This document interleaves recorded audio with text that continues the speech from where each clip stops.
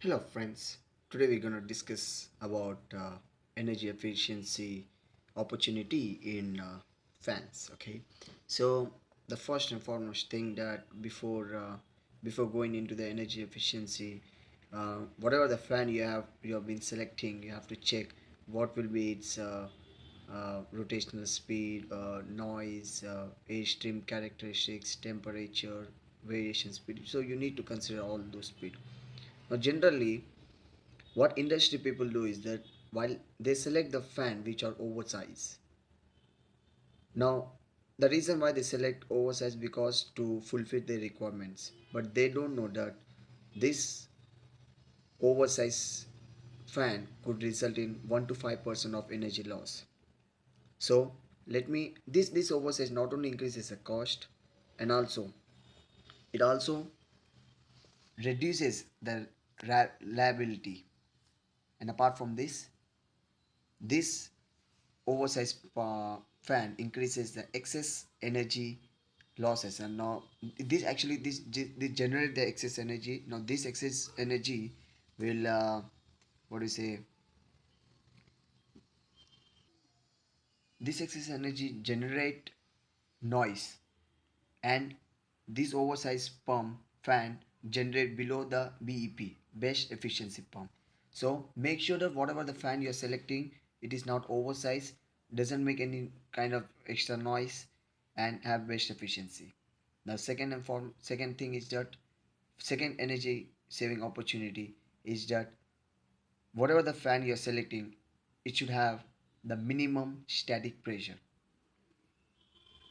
As I discussed, this minimum static pressure, if there is a high system pressure, then for a same fan curve, might if there is a low system resistance, then the flow rate, the outlet flow rate will be less. So make sure that you have a minimizer resistance. Okay. And the third energy efficiency opportunity is the operate the fan close to its BEP. What is BEP? It's best efficiency performance. So you know what is BP. So normally the intersection curve between the fan curve and the system curve is the operational point. Okay, now the generally if you see the efficiency curve goes on increasing as you goes as you increase the flow rate, but up to some limit, and that is a maximum efficiency point. From there on again it decreases. So you have to operate close to the BP. I'm not saying to operate exactly at BP. Okay, it should be nearer to the BP for the better efficiency opportunity. There are certain advantage disadvantages if you are operating this at BAP. So make sure that you are operating it close to the BEP. So that was the third energy efficiency. Now let us discuss the fourth energy efficiency opportunity. Now the fifth energy efficiency opportunity is the most important. It's the variable airflow rate. Now you need to, many times in industry you require that you should operate the at a flow rate much less than what is required. Sometimes generally for a fan there is a fixed speed, but still due to some additional duct has been added, then we need to increase this flow rate. Now in order to change this flow rate, there's different methods. Okay, one of them is if you let me explain through the graph. As you can see in this graph, okay, in this graph, the speed has been given n1 and n2.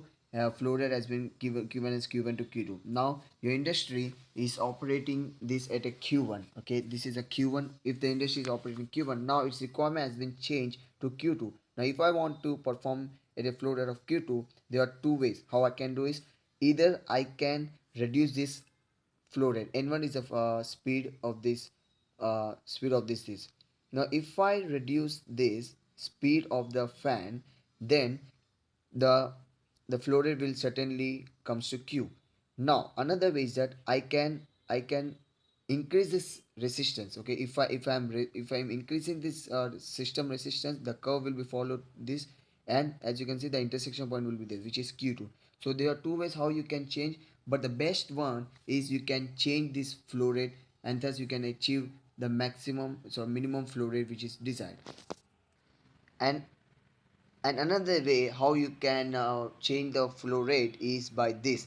Now this is a fan and this is a motor. Now if you are reducing the diameter of this motor, the generally it is known as a pulley. If you're reducing this diameter of the pulley, then you can see the flow rate will also reduce to a certain range. Okay, so this is another way how you can reduce this overflow rate.